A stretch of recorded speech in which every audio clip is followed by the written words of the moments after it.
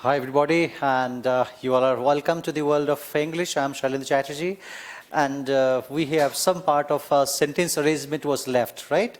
In the last class we discussed several tips on sentence arrangement, several points, how to arrange sentences, what are the factors, what is the role of grammatical item, what is the writing pattern, what comes first, what comes last, all these things we have discussed. Opinion and fact theory, a lot of things. Today, I would like to, show the application of these rules, how to handle sentence arrangement questions. So one more question is on the board. Question number 16. Up to 15 we have discussed in our last class. So 16 says, as I said that the first we should read all the sentences and try to understand the theme of the sentence. What is the author trying to convey? So it is saying, I wish I had more time. I wish I had more time. So what is it indicating? इससे क्या समझ में आ रहा है? I wish I had more time. कब बोलते हैं I wish I had more time? क्या मतलब हुआ? काश मेरे पास और टाइम होता. तो कब हम बोलेंगे काश मेरे पास और टाइम होता? जब कोई काम पूरा ना हो पाया हो या समय की कमी हो गई हो. समय की कमी हो गई, थोड़ा और समय होता. या फिर कोई काम पूरा नहीं हो पाया, रह गया, थोड़ा सा और टाइम होता तो कर लेते. यही तो सेंस है.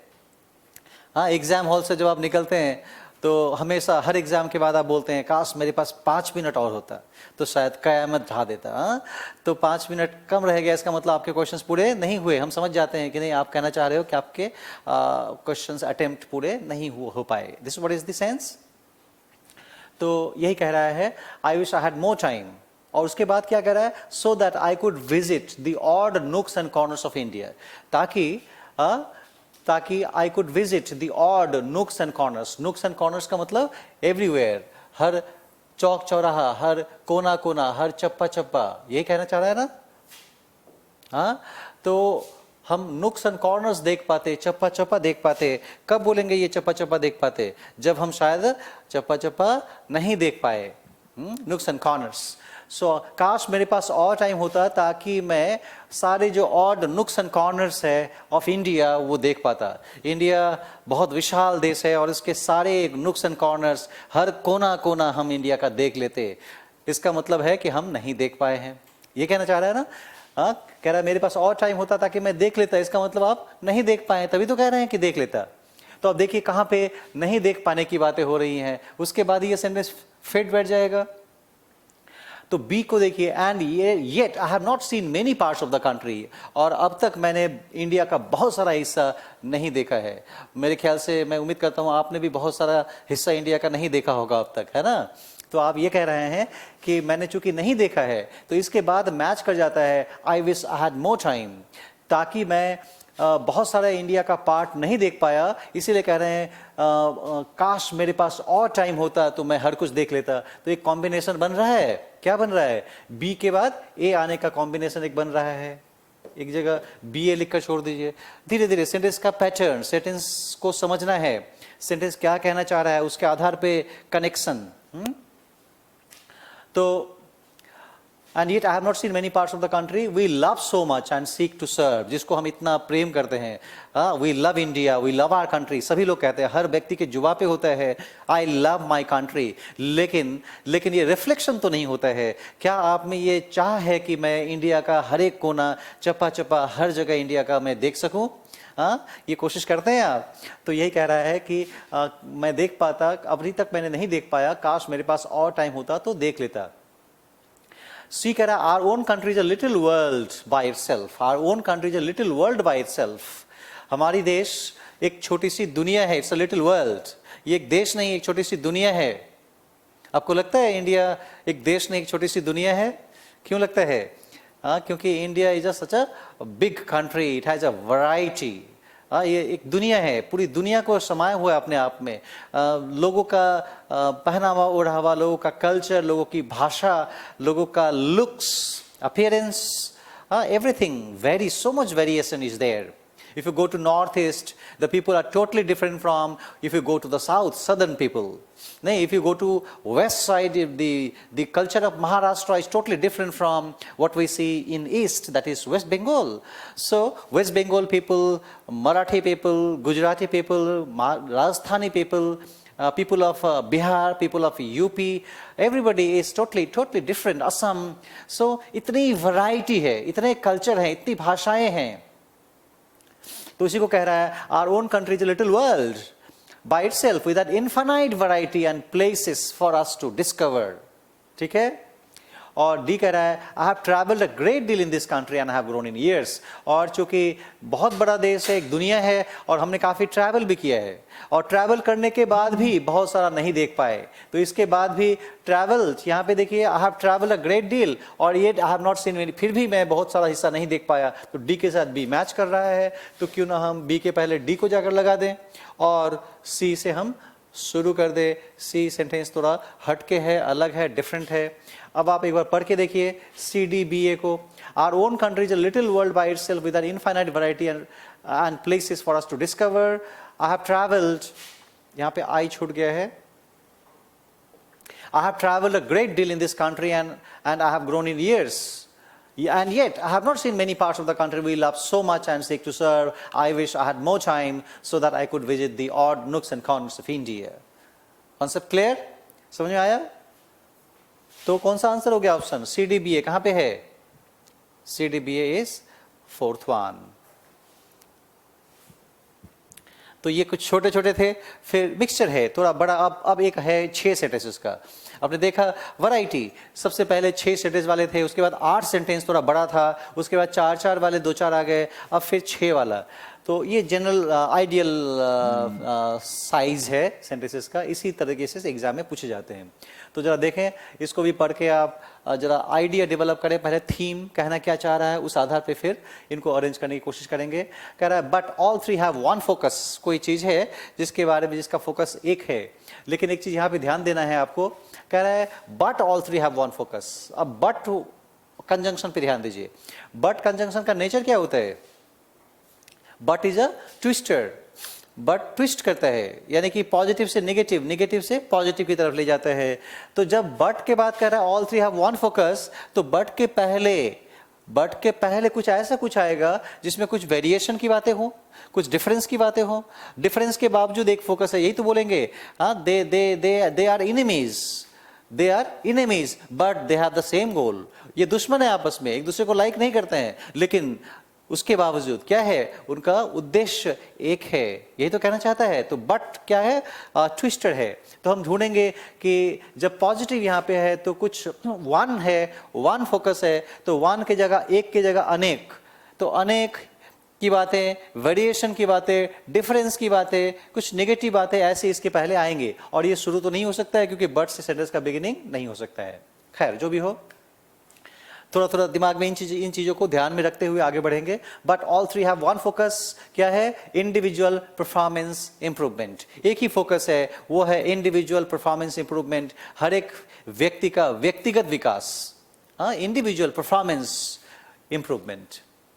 अब आगे देखिए, the importance of each component will very. The importance of each component will vary from organization to organization according to the complexity of the operations. अब यहाँ पे देखिए एक very word आया, very. तो very word जब आया यानी कि difference है. The importance of each component will vary. और वेरी के बाद but all three have one focus match कर रहा है कि उसमें वेरिएशन है, डिफरेंसेस है, उसके बावजूद गोल एक है. तो कहीं ये दोनों के बीच में आपस में थोड़ा अटैचमेंट दिख रहा है. हो सकता है बी के बाद ए होने की बात हो सकती है, नहीं, अभी हम देखेंगे इसको. फिर सी कह रहा है they are individual development, career development, organisation development.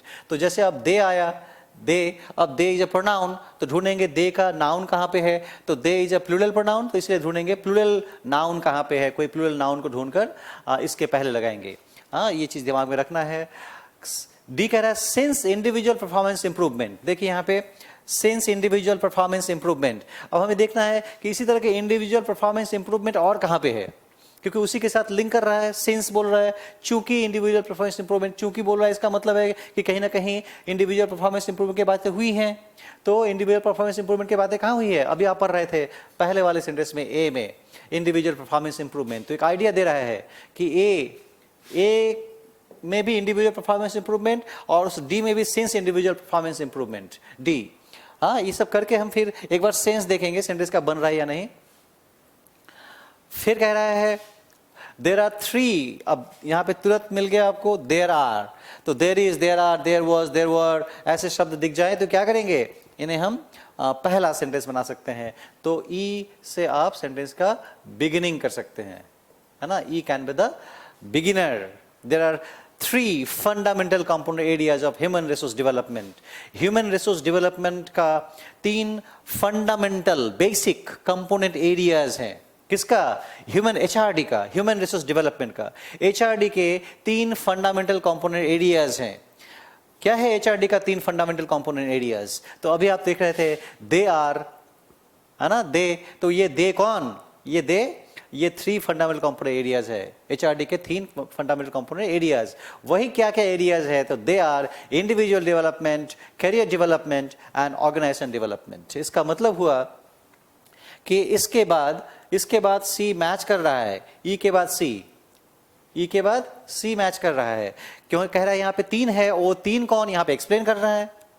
हाँ, तो कितना सटीक, कितना पेयरिंग बन रहा है, कितना अच्छा। देखिए, there are 3 fundamental component areas of human resource development, they are individual development, career development and organisation development. ठीक है, अब देखिए यहाँ पे ये 3 है, यहाँ भी 3 है, यहाँ भी 3 है। अब ये 3 के बाद यहाँ भी एक 3 है, but all 3 have one focus. तो 3 एक जैसा लग रहा था, एक समानता हमें ढूंढना होता है। लेकिन यहाँ पे गड़बड़ क्या कर दिया इस बट ने।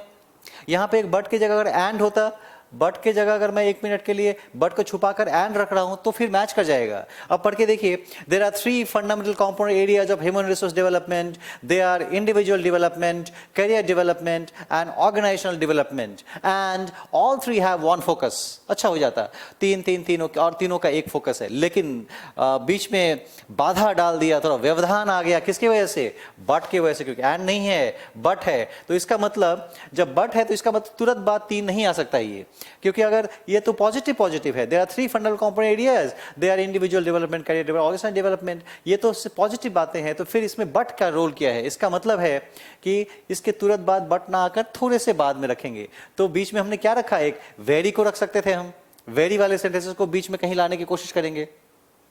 ठीक है, फिलहाल। और एक और चीज हमें दिख रहा है कि एफ कह रहा है इट विल ऑल्सो वेरी। देखिए, यहां पे कह रहा है इट विल वेरी और यहां पे कह रहा है इट विल ऑल्सो वेरी।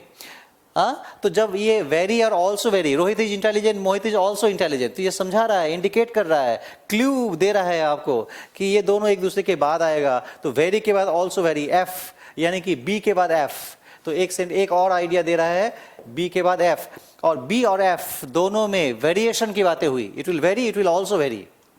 और इसी दोनों वेरिएशन के बावजूद but all 3 have one focus, उसके बाद ए मैच कर जा रहा है। तो बी और एफ के बाद ए डी मैच कर जा रहा है।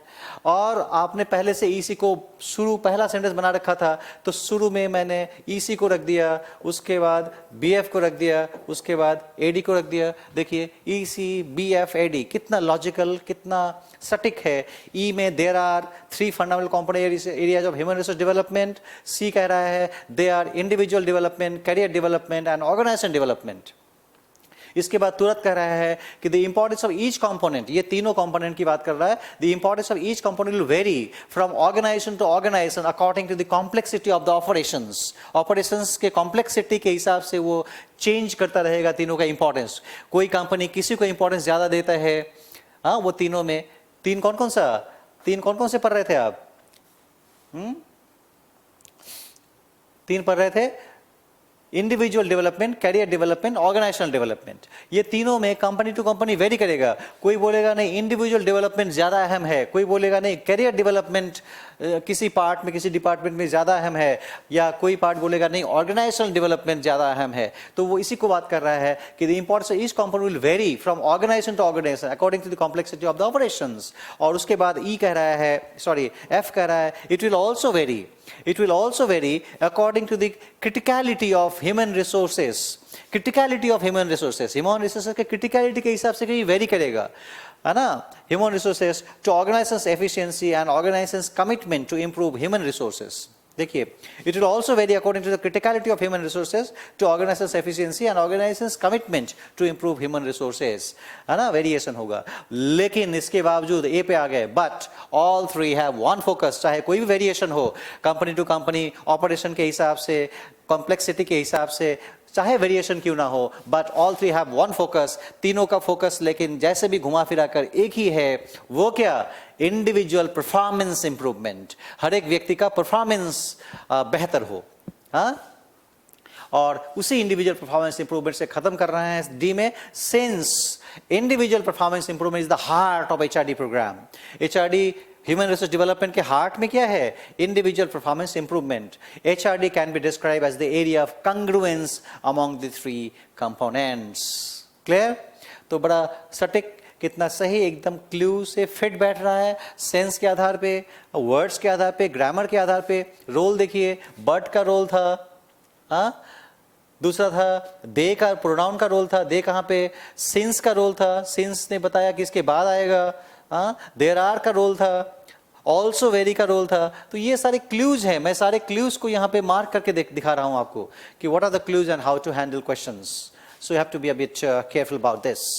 नाउ अब इस आधार पे आंसर देना कतई मुश्किल नहीं है, हाँ, अब फटाफट आप बना सकते हैं, कैसे क्या होगा, हाँ, that is not a problem, ये आप अपने से कर लेना, नॉट अ प्रॉब्लम। या फिर मैं आपको बता दूं, बी क्या था, E C B F A D, E C B F A D, E C B F A D, 6 sentence था D, E C B F A D, 4 sentence था F, second sentence C, first sentence ई।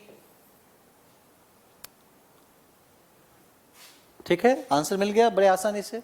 चलिए इसी तरीके से जरा 21 to 25 को आप अपने लेवल पे ट्राई करें, देखिए आपको क्या लगता है कैसे होना चाहिए, फिर मैं इसको फर्दर एक्सप्लेन करता हूं। So 2 minutes for your effort, please try it.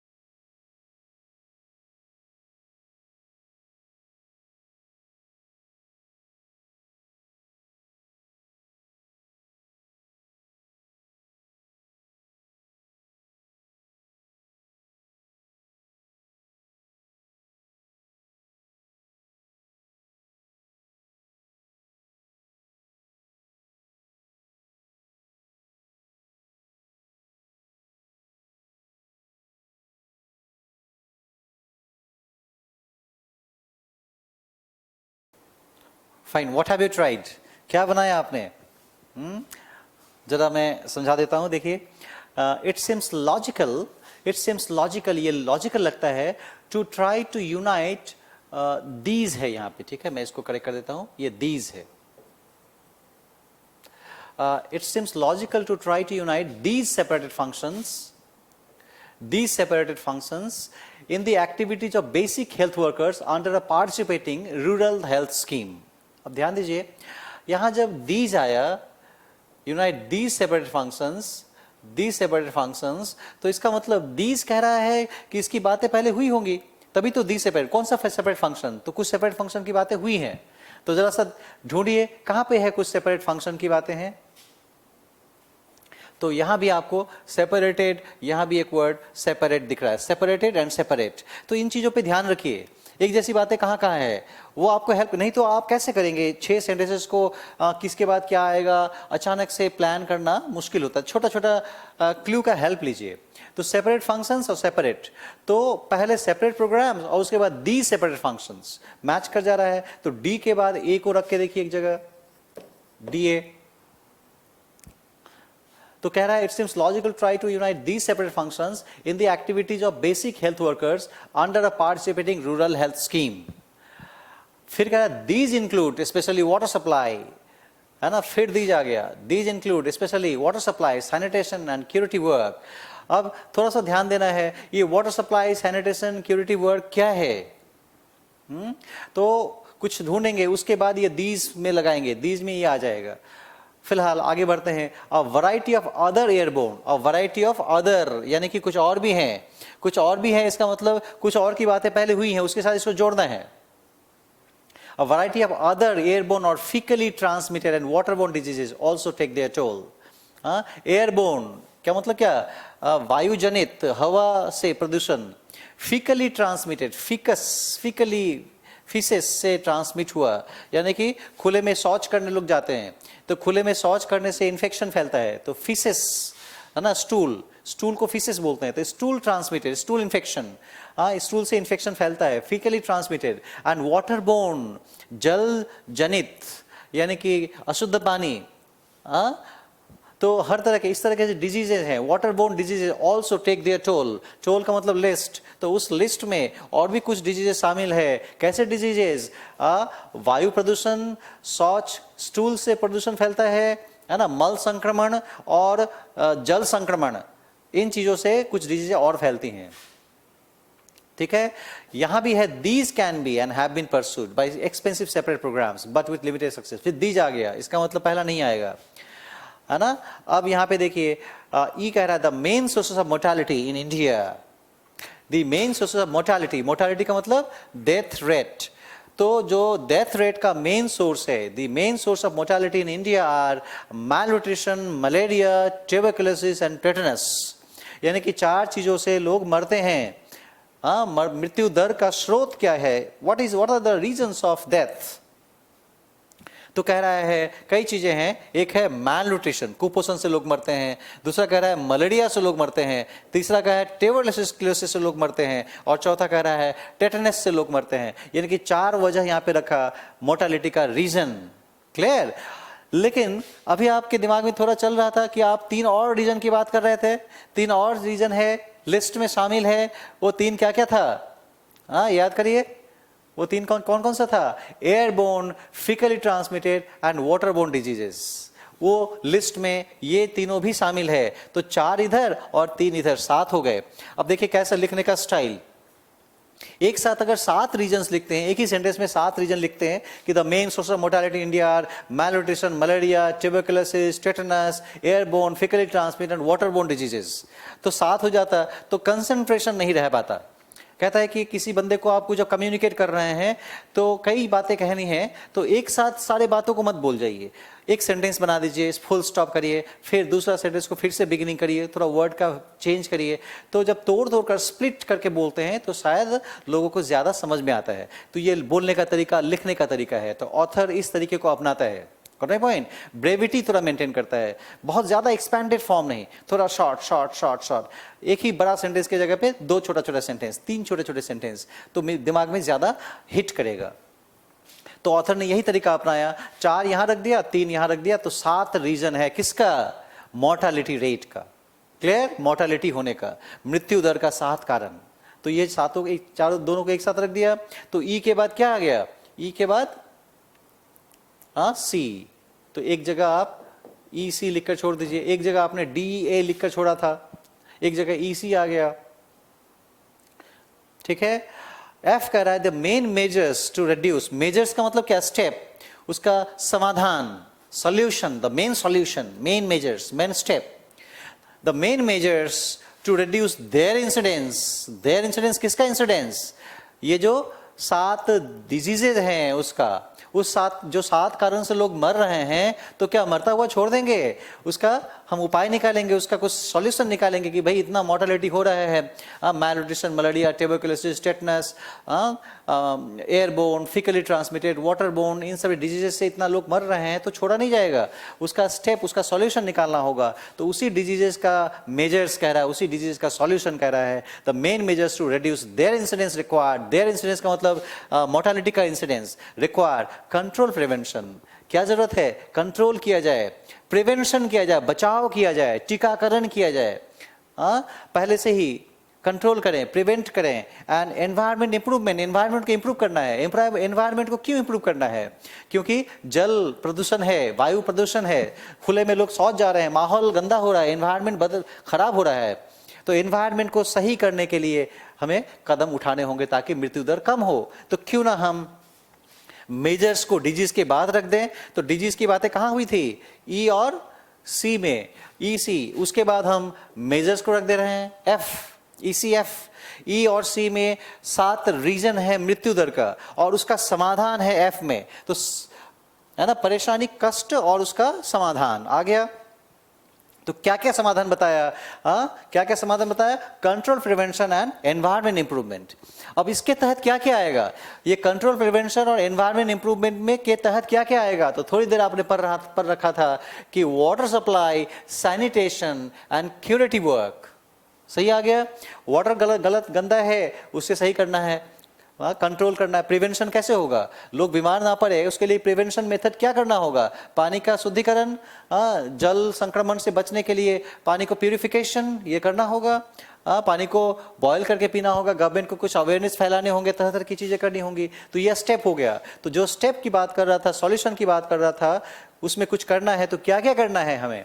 तो वाटर सप्लाई सही करना है, सैनिटेशन से स्वच्छता लाना है, गंदगी है, नाले हैं घर के बगल में, पानी जमा रहता है, सैनिटेशन ठीक नहीं है, उसे ठीक करने हैं। और क्यूरेटिव वर्क, क्योर, अगर बीमारी हो ही गया, मलेरिया हो गया, ट्यूबरकुलोसिस हो गया, टेटनस हो गया, तो क्या छोड़ देंगे?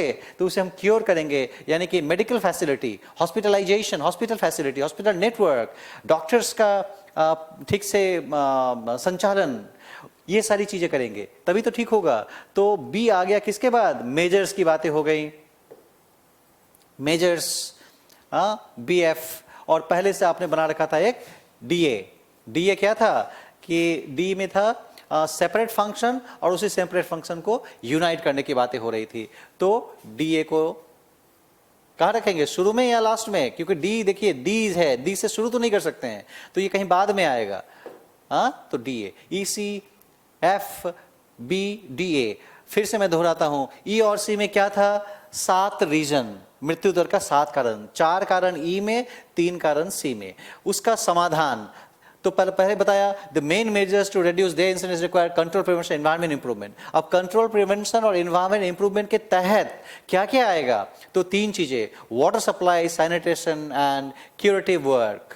और उसके बाद कह रहा है डी, दीज। अब दीज क्या? तो यही जो water supply, sanitation and curative work है, उसी को कह रहा है these. These can be and have been pursued, ये परसू किए जा सकते हैं या परसू किए जा रहे हैं, अभी तक परसू किया जा रहा है, परसू किए गए हैं, pursued by expensive separate programmes. कैसे इसको परसू किया गया है?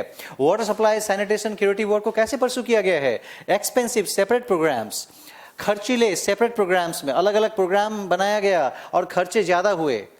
बट आगे कह रहा है विद लिमिटेड सक्सेस, और सफलता कितनी मिली? बहुत सीमित सफलता, ज्यादा सफलता नहीं मिली। क्लियर है? तो चूंकि सीमित सफलता मिली, ज्यादा सफलता नहीं मिली और खर्चे भी ज्यादा हुए, एक्सपेंस ज्यादा आया, कब? जब सेपरेट प्रोग्राम में रखा गया। तो कहता है, लॉजिक क्या कहता है? It seems logical to try to unite the separate functions. वही सेपरेट चीजों को यूनाइट करके देखिए। जब सेपरेट करके कर रहे हैं तो खर्चे ज्यादा हो रहे हैं, सफलता कम मिल रही है। तो लॉजिक ये कहता है कि जरा इनको यूनाइट करके एक बार देखिए। तो it seems logical to try to unite these separate functions in the activities of basic health workers under a participating rural health scheme. अलग अलग डिपार्टमेंट बनाया आपने एक डिपार्टमेंट बनाया किसका? वाटर सप्लाई का एक डिपार्टमेंट बनाया, एक डिपार्टमेंट सैनिटेशन के लिए बनाया, एक डिपार्टमेंट क्यूरेटिव वर्क के लिए बनाया, 3 डिपार्टमेंट बनाए। 3 डिपार्टमेंट बनाए, खर्चे ज्यादा, तीनों का डायरेक्टर, तीनों के अलग अलग प्रोफेशनल्स हैं, तीनों को देख रहे हैं, खर्चे ज्यादा हो रहे हैं और सफलता कम मिल रही है। तो क्यों ना हम तीनों को मर्ज करके एक डिपार्टमेंट बनाएं और एक डायरेक्टर हो जाएगा, एक ही डायरेक्टर से काम चल जाएगा और शायद खर्चे भी कम होंगे और सफलता भी शायद ज्यादा मिले, क्योंकि ऐसे कर रहे थे तो नहीं मिल रही थी सफलता। तो ऐसे करके देख लेते हैं, ट्रायल एंड एरर मेथड। तो यही बात को समझाया इस पैसेज ने। तो 2 में 7 वजह, उसका समाधान और समाधान का तरीका, यानी कि व्हाट इज हैपनिंग, क्या हो रहा है, व्हाट इज द प्रॉब्लम, और ये कह रहा है व्हाट इज द सॉल्यूशन, इसका समाधान क्या है और जो समाधान की चीजें हैं उसको कैसे किया जाए। जो भी समाधान का तरीका आया, हाउ टू डू दैट, तो उसको सेपरेट करके भी कर सकते हैं और यूनाइट करके भी कर सकते हैं। यही बात आपको ऑथर समझाने की कोशिश कर रहा था। Right point. तो ECFBDA। अब इस आधार पे अगर क्वेश्चंस का आंसर देना है तो जल्दी जल्दी आप दे सकते हैं। सेकंड स्टेटमेंट C था, थर्ड स्टेटमेंट B था, कौन सा है? फिफ्थ स्टेटमेंट कौन सा था? A था। फर्स्ट स्टेटमेंट E था। Fourth statement F, fourth statement was F नहीं, तो F यहां पे मिसिंग है, F बना लीजिए एक। Fourth statement is F, ECBFAD, यही था ना? फाइन। इसी तरीके से एक और है आपके सामने, देखिए आज का लास्ट सेंटेंस अरेंजमेंट का क्वेश्चन है। जरा कायदे से ध्यान दीजिए, एनर्जी लगाइए। बन गया कोई बात नहीं है, बहुत आसानी से बन जाता है कई बार, लेकिन बनने के बाद भी जरा उसके जुड़े, थोड़ा भी देखें कि बन तो गया लेकिन लॉजिक क्या था, उस लॉजिक को दिमाग में सेट करिए। क्योंकि इस धीरे धीरे जब लॉजिक को सेट करते रहेंगे तो जब नए नए टाइप के क्वेश्चंस आएंगे, कुछ में कोई ट्रिक, किस में कोई टिप्स, किस में कोई तरीका, किसी में कोई स्टाइल अलग अलग होगा, तो सारे स्टाइल्स को करते समय आप ध्यान में रखते रहिए। तो फिर आप जब सब एग्जाम हॉल में बैठेंगे तो चाहे कैसा भी पूछ ले, आप उसे बड़े आसानी से बना पाएंगे। Got my point? So 2 minutes for you to try this paragraph. Please do it.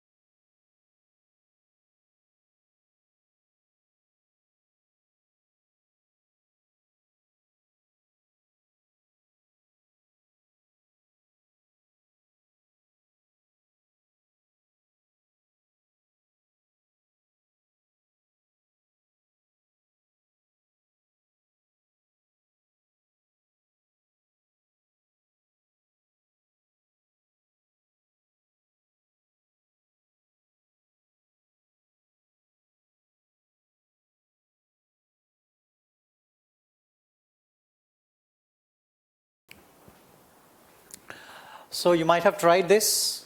So have a look. क्या आपने थोड़ा ये तो डेवलप कर लिया होगा, समझ में तो आया होगा थोड़ा बहुत क्या कहना चाह रहा है. ये दे है, ठीक है. They collected plants. They collected plants, counted birds, and photographed the terrain and the fauna and made their recommendations. उन्होंने क्या किया? अब दे थोड़ा इंडिकेट कर रहा है, थोड़ा आइडिया दे रहा है कि इसका नाउन पहले कहीं आया होगा, तभी तो दे. तो उन्होंने दे ने क्या किया? प्लांट को कलेक्ट किया, बर्ड्स को काउंट किया और फोटोग्राफ किया टेरेन को एंड द फाउना. फाउना का मतलब क्या होता है? What is fauna? Fauna is animals. So terrain and the fauna and made their recommendations. ठीक है. इसके बाद कर रहा है इन स्प्रिंग ऑफ 1963. अब ये कुछ आइडिया दे रहा है. 1963 जब टाइम फैक्टर आ गया तो ये कुछ बता रहा है, कुछ समझा रहा है. क्या समझा रहा है? कि टाइम फैक्टर से सेंटेंस का जनरली बिगिनिंग होता है. तो ये वाला सेंटेंस आपको थोड़ा आइडिया दे रहा है कि गाहे बगाहे ये पहला सेंटेंस हो सकता है. तो एक जगह आप बी लिखकर छोड़ सकते हैं. इन spring of 1963. And alarm king का मतलब क्या? अलार्म लगाते हैं आप, क्या करता है? अलार्म आपको जगाता है. तो अवेयरनेस लाता है, कॉन्शियसनेस लाता है.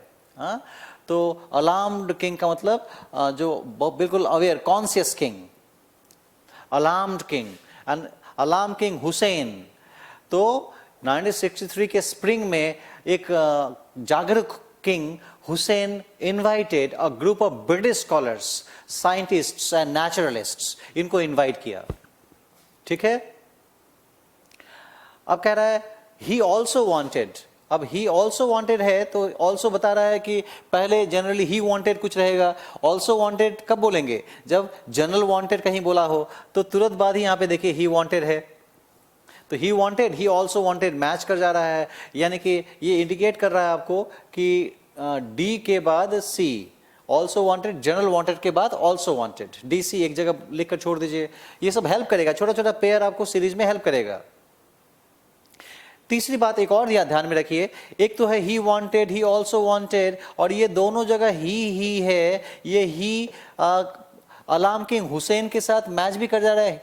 किंग हुसैन का प्रोनाउन ही. तो क्यों ना हम बी को जो यहाँ पे शुरू किया था, बी के बाद डीसी को रख कर देखें. ये डीसी को यहाँ जोड़ भी दे सकते हैं. अल्लाह किंग है और उसके बाद डी और सी उसके साथ मैच कर रहा है. पढ़ के देखें एक बार. In spring of 1963, an Alam King Hussein invited a group of British scholars, scientists and naturalists. He wanted them, वो क्यों invite किया था उसका logic? He wanted them to conduct an extensive survey. वो एक survey कराना चाहते थे of the mountains का survey on the eastern side of the Dead Sea. Dead Sea के eastern side में एक mountain था, उसका वो क्या करना चाहते थे? Survey कराना चाहते थे. He also wanted, साथ ही साथ ये भी चाहते थे them to cover the deserts. और डेजर्ट को भी कन्वर्ट करना चाहते थे to the east of the mountain. अब माउंटेन के ईस्ट में एक डेजर्ट. अब ध्यान दीजिए, डेड सी के ईस्ट में माउंटेन और माउंटेन के ईस्ट में डेजर्ट.